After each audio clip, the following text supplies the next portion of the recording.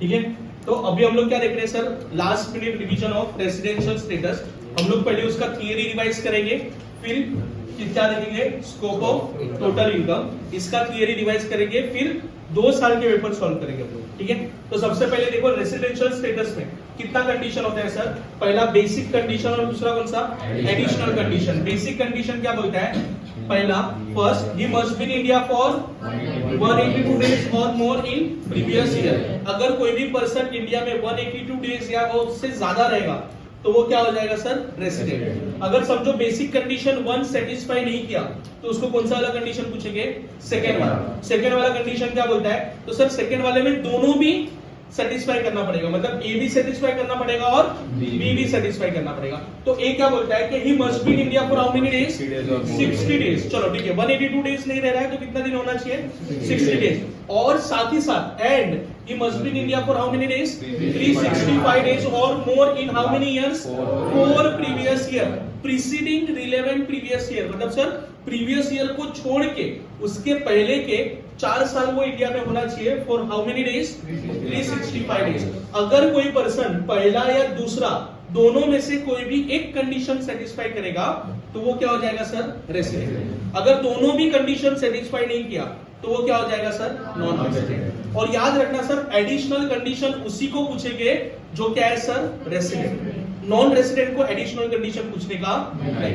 तो additional condition क्या बोला है कि he must be in India for how many days, 730 days और मोर इन कितना, 7 previous year preceding relevant previous year.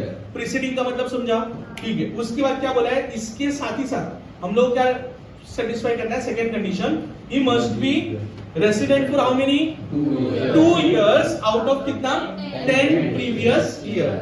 मतलब पिछले 10 साल में वो इंडिया का रेसिडेंट एटलीस्ट कितना साल होना चाहिए, 2 साल। अगर ये दोनों भी कंडीशन सेटिस्फाई किया तो क्या लिखा है, if any person satisfied additional condition he और she will be ordinary resident. Sir इधर कुछ एक्सेप्शन है, क्या है, टोटल कितने एक्सेप्शन है इधर, 3 एक्सेप्शन है। सर ये एक्सेप्शन क्या है, तो सर ये exception for second basic condition. मतलब सर अगर कोई पर्सन ये एक्सेप्शन में आता है तो उसको बेसिक कंडीशन खाली 1 ही पूछने का, सेकंड पूछने का नहीं। कौन सा पर्सन, पहला कौन है, Indian citizen left India for which purpose, employment purpose. मतलब समझो यहाँ से कोई एक पर्सन जा रहा है, ठीक है, इंडिया छोड़ के जा रहा है, काय के लिए, दुबई में जा रहा है, समझो काम करने के लिए, तो उसको खाली कौन सा वाला कंडीशन पूछेंगे, पहला वाला कंडीशन पूछेंगे, सेकंड वाला कंडीशन नहीं पूछेंगे। अगर पहला वाला सेटिस्फाई किया तो रेसिडेंट, पहला वाला नहीं सेटिस्फाई किया तो क्या हो जाएगा, नॉन रेसिडेंट। दूसरा क्या बोला है, a crew member of Indian ship left India for which purpose, official purpose. उसके बाद क्या बोला है, इंडियन सिटीजन और Indian origin come India for which, visit के लिए अगर वो इंडिया में आया। सर इंडियन ओरिजिन मतलब जिसके पेरेंट्स, जिसके ग्रैंड पेरेंट्स, जिसके ग्रैंड पेरेंट्स के ग्रैंड पेरेंट्स कहां रहते थे sir, undivided India. Undivided India मतलब क्या, इंडिया, पाकिस्तान और बांग्लादेश। ये पहले क्या था बेटा, undivided India. Is that clear, ठीक है। उसके बाद देखो ऊपर मैंने डायग्राम किया है, डायग्राम में क्या बोला है सर, अगर बेसिक कंडीशन कोई भी पर्सन बेसिक कंडीशन सेटिस्फाई करता है, यस, तो वो क्या हो जाएगा, रेसिडेंट। अगर बेसिक कंडीशन सेटिस्फाई नहीं करता है तो क्या हो जाता है, नॉन रेसिडेंट। अगर वो रेसिडेंट हुआ तो ही एडिशनल कंडीशन पूछने का, अदरवाइज नहीं पूछने का। तो अगर उसने सेटिस्फाई किया तो क्या बन गया वो, रेसिडेंट। रेसिडेंट को हम लोग कौन सा वाला कंडीशन पूछेंगे, एडिशनल कंडीशन। अगर उसने एडिशनल कंडीशन सेटिस्फाई किया तो वो क्या बनेगा, रेसिडेंट तो भाई एंड ऑर्डिनरी रेसिडेंट। अच्छा उसने कंडीशन सेटिस्फाई नहीं किया बट वो तो रेसिडेंट तो है ही, तो resident but not ordinary resident. तो यहां से अपने को कितने पर्सन मिले सर, 3 पर्सन। एक जो नॉन रेसिडेंट है, दूसरा जो रेसिडेंट है बट नॉट ऑर्डिनरी रेसिडेंट, और तीसरा जो रेसिडेंट भी है और ऑर्डिनरी रेसिडेंट भी है। हम लोग कौन है सर, हम लोग ये हैं, कौन, हम लोग रेसिडेंट भी है और ऑर्डिनरी रेसिडेंट भी है। तो सर इसी से कनेक्टेड दूसरा एक टॉपिक आता है जिसको हम लोग क्या बोलते हैं, स्कोप ऑफ टोटल। एकदम सिंपल है, क्या है सर, पहले अपन लोग लिखने का, अपन लोग मतलब कौन, रेसिडेंट एंड ऑर्डिनरी रेसिडेंट। दूसरा क्या है, resident but not ordinary resident, और तीसरा क्या है, नॉन रेसिडेंट। ये बाहर वाले लोग हैं। और ये क्या है सर, थोड़ा बाहर भी रहते हैं और थोड़ा इंडिया में भी, और ये अपन ही लोग हैं, ठीक है।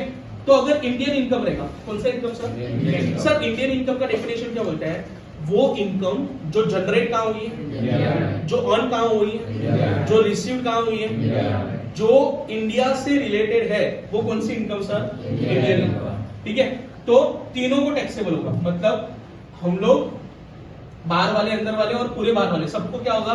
टैक्सेबल। फॉरेन इनकम देखेंगे हम लोग, कंट्रोल फ्रॉम इंडिया और नॉट कंट्रोल फ्रॉम इंडिया। अगर इंडिया से कंट्रोल हुआ तो दो को टैक्सेबल होगा, लास्ट वाले को नहीं होगा। अगर नॉट कंट्रोल फ्रॉम इंडिया तो खुद वाले खुद से तो लेने का ही, मतलब पहला वाला तो आएगा ही आएगा, लास्ट के तो नहीं आएगा। दूसरा क्या है? डिविडेंड फ्रॉम इंडियन कंपनी क्या हो जाएगा? एक्सेप्ट। उसके बाद एग्रीकल्चर इनकम क्या हो जाएगा?